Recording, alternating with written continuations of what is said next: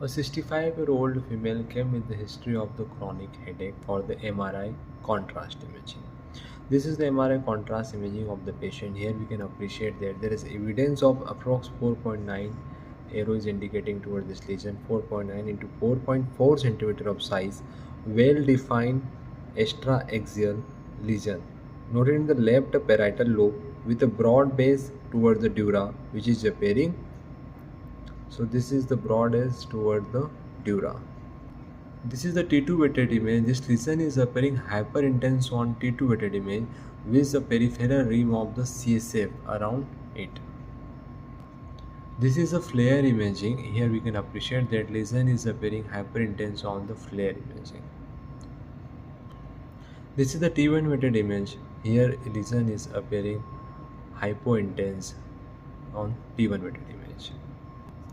Or this lesion is appearing iso to hypointense on the T1 weighted image. This is GRE sequence. Here lesion is showing minimal blooming on GRE sequence. Minimal blooming on GRE sequence. This lesion is causing gray-white matter buckling with the surrounding CSF cleft is causing hyperostosis. This arrow is indicating toward the hyperostosis of the adjacent bone. So this is the dura based, this broad base end of this lesion is towards the dura with the CSF cleft around it. On the post-contrast study, it shows the intense homogeneous enhancement with the positive duratile sign.